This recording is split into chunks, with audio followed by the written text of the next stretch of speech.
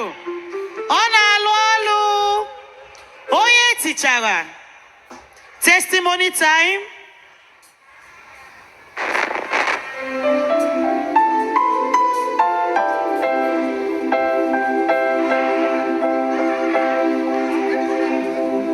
Please, if you know you have testimony, you want to testify to the goodness of God here on Zion ground, kindly come behind the altar now and put down your names.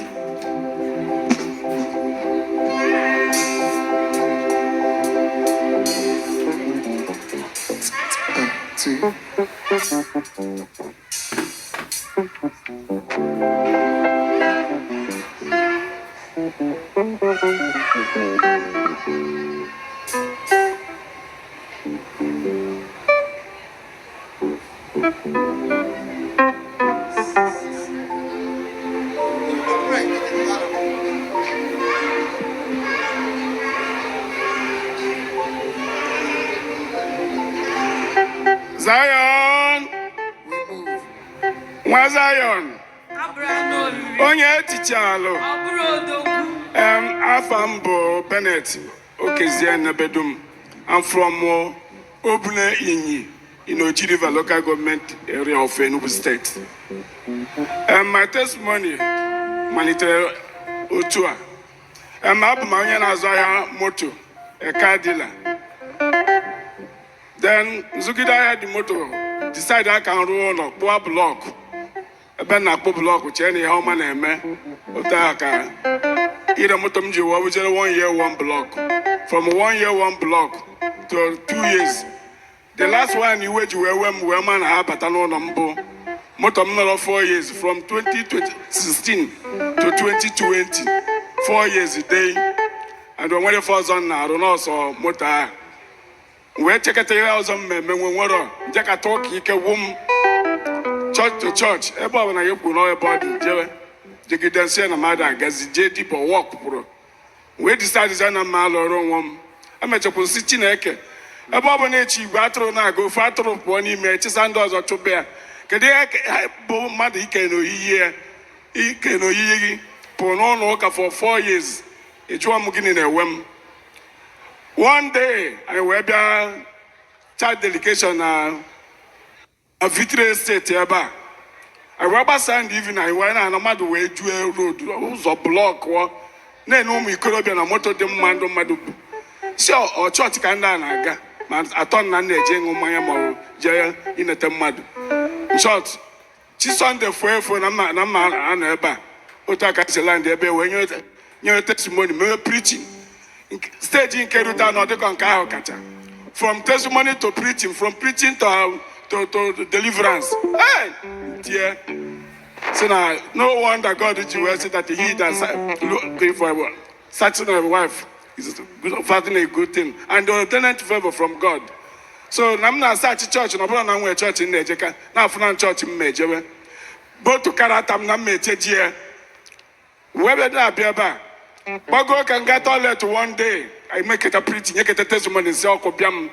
We move mega toilet. What's in a toilet in Kamakade Bembi? Mother red daughter and your mother. We promise when the man out over that toilet every month. Mama, my vow will make it to my God. Because change your things. Domana is so park and never say because when church. Natina can settle on Igbo. Never I'm Jera, when you're Japan, you're not afraid each. So for 2 hours before my name, mechanic in our room motor, porta motors, rochal motor, descend your beer, rev motor, go to Zore, go to go to trail, Gavazia. Was there? No, Madame, my ebozo, no go off here. What I called it there. No, Babene, the motor was again every day, Baba, he fame me, he man not to in the motor. He man on where Guinea and maybe there, do Yoruba.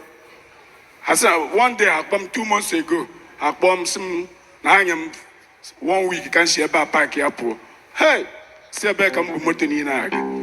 My proof, Cabin Bibisa, Beba, the petition, God of Zion, but you're not there. Jail, my maid, as the one you're Maria. Say, because no, but you put a door. Don't you never wait to me invite the men? Why? No more men are going to invite an anthem. ebe ka m bụ moto eje na unu emenụ ka m nweta ego na ọ bụrụ n'isiokwu kedu ebe m na-eme deche ekpere ekpere n'aba ụfọdụ 2 days dị deti enyela m nke ụfọdụ 2 days m nwa na onwe m chọọzi ebe m mebise moto because ya ma na pastọ mechara ekpere ka mmiri ghara izo na crusade je ha ya kalopin onwe efet so m wee sị ka m je chọọ nkesi ọ bụrụ na ọ dabara ka ebe m mebise moto ruo plaza a na-akpọ kankụ wee chieta azụ anọzi m ebe 30 minutes the following day ga-abụzi Sunday Monday bụ deti enye m ka ebesa ka ọ ga-eme spy anọzi m akpọ m ebe n'ụka ebe aka nọ ekpe n'ọta akpọ m sị m bịa n'onwe ebe chansị pụta wee rute ebe ahụ ọ bụrụ opposite first gate that is opposite Mobil Filling Station ha sị m na baali nwe ebe a m je mite kapịnta ka ọ kpọọ nje mite ebe a na Badagen rute ebe a dan man sị m bịara ebe a yesterday nsị mbọ sị bete na akwa ka anyị yesterday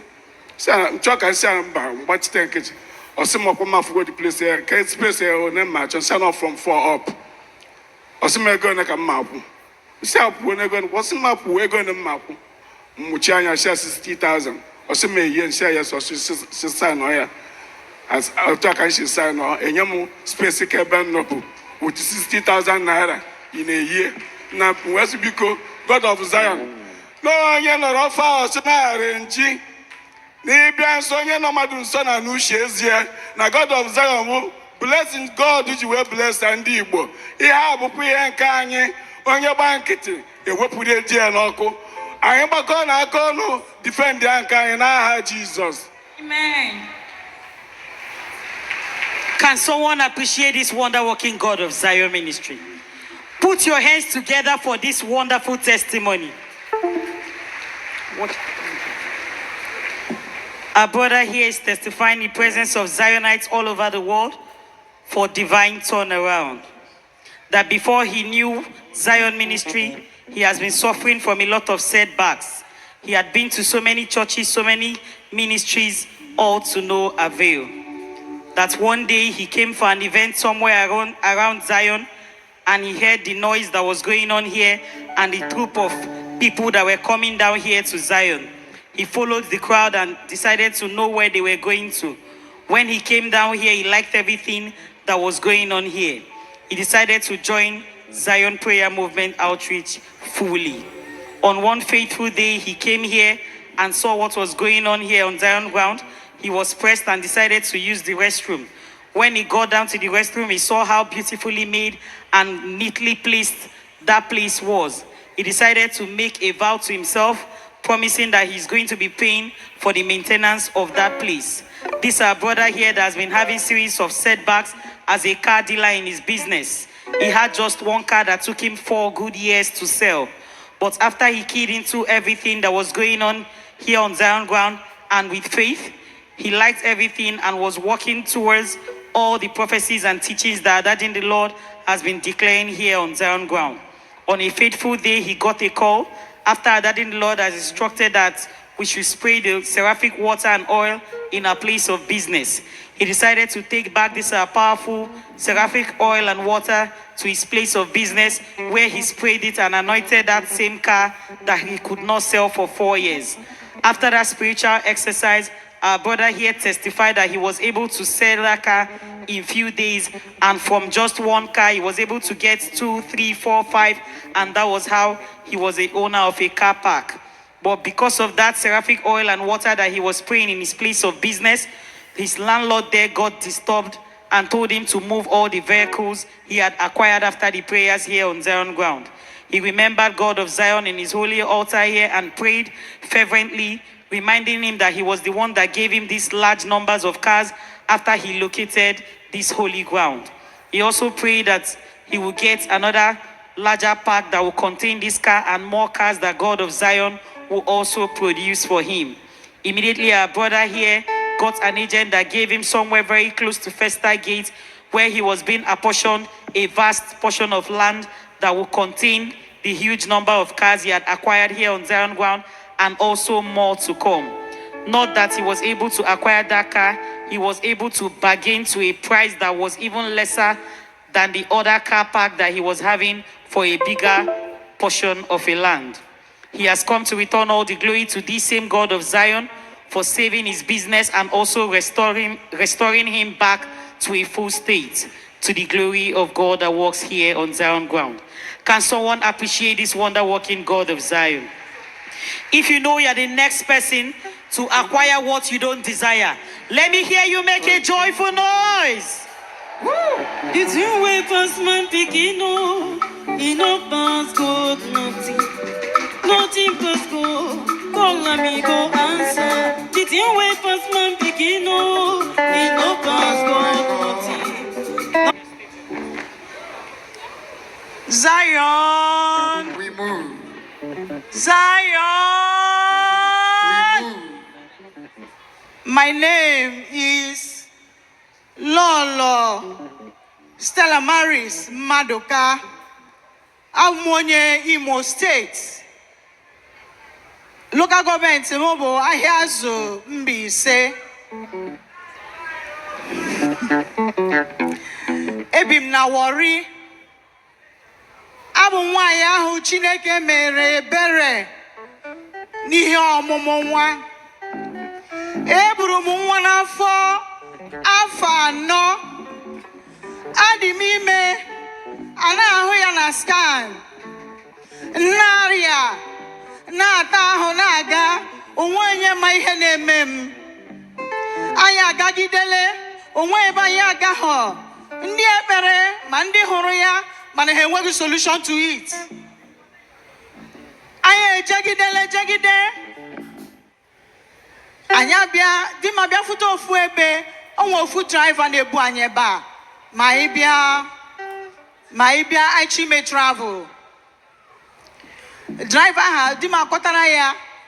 Ọ sị ya na o nwere ebe ọ ga yes na o nwere somebody ya ma na ọ bụrụ na afọ ime ahụ bụrụ 10 years na onye ahụ na ọ ga-amụ ya. Di m asị ya oke na kedu ebe ọ bụ ọ sị na ọ na Ekiti steeti. Agabeghị m Ekiti steeti. Yoruba land m gagoro na ndụ m ahụ this Lagos. Amaghị m ebe wee Ekiti steeti. Otu aka eshiri bọndụ lụrụ m gawa Ekiti steeti. Asị m agwakwana onye ọbụla. M nọrọ ebe ahụ na-ebe akwa. Ụmụnne m na-ebe akwa ha sị na amaghị ebe m nọ. Ha kpọrọ nwanne m ọ bịa nọrọ wit ụmụ m ndị ọzọ na ụlọ na be m na Warri. Ya nwa bi na Lagos a. Ọ hapụ ụmụ ya ebe a bịa na Lagos bịa nọnyere ụmụ m na Warri. Anọgide m na Ekiti steeti ahụ onwe ihe na-eme. Ife atọ ebe ha ka m gara na-anwụ mana Chukwu zọrọ m bụ na-eji m foonu m na-azụrụ data na-awọchị Zion. Maka m si mata Zion ọ bụ through this pregnancy. Onwe onye gosiri m Zion.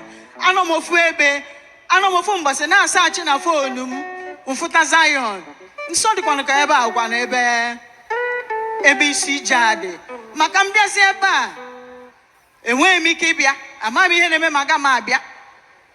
Bena ebe ọzọ asị m jebe a na-akpọgharị m na-agagharị. So anọzi m ebe ahụ bịa kpọọ nwanne m nke shiri sista akpọọ m na foonu si m ebee ka m nọ. Nsị a nọ m Ekiti steeti. Ọ sị ndị Ekiti steeti na-eme gịnị? Nsị a nọ ebe a ka di m hụtara mmadụ asị m bịa. Hey, ọ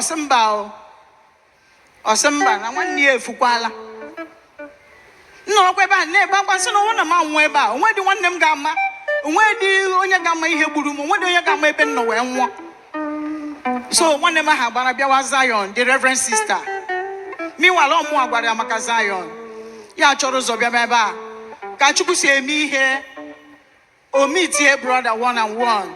Kọmasiarị ya what is happening and other things that is happening. Ọ sị ka ekwu okwu ọ sị ya mba n'ụzọ adịghị. Ọ sị ya n'ụzọ adịghị cha. Maka ndị ọzọ ihe onye ọbụla na-ahụ dị isi m bụ ọnwụ. Mụnwa na onwe m na-ahụkwu dị ọnwụ. Mana ihe kara m obi mgbe m nọ n'Ekiti steeti egwu na-agụ bụ you will never share your glory with anybody. My sister sịkwa m n'ọkwụ egwu a ka ya na-agụ, which means Ekiti steeti m nọ abụghị ebe m kwesịrị ịnọ. Ya bịabazi ebe a ka ọ fụchara brother nyesi ya prayer. See how you go and do the prayer for 21 days. anyị ebido ekpere mụ na ụmụnne m niile ha nyere m aka anyị ebido ekpere ahụ. After the first week, second week, going to the third week, ndị akwụchara ụgwọ sayensị were ego gba ọsọ ofu onye n'ime ha sị m mụ bịa na ka ọ mụọra m nwa. Nwaanyị ahụ mechara sị m bịa ka anyị gaa na dibịa, si ya na m adịghị aga na be dibịa, adị m eje na be dibịa. So I rụziri by his grace. That week I delivered my baby, the one that is alive. We didn't know that they are twins. One have already died in the womb. I did not die. The particles of the one that is dead did not kill me. It did not kill the one that is alive. Meanwhile, there is a prophecy that my children must be 7. And that boy, when he came, he completed the 7th. He was my 7th child. And he is healthy and bouncing today. By 5th of August next month, he will be 2 years. I said, no, if I don't give this testimony, devil will not rest. And I have to put him to shame in my life. Zion! We move. Zionites, watch your screen. Our testimonies are with evidence. What you have on your screen is our sister's hair son that will be 2 after several odds. Our sister here is testifying to the glory of God that she was pregnant for a very long time. She was taken to so many places, so many prayer houses, so many money spent trying to find out why she couldn't deliver that baby.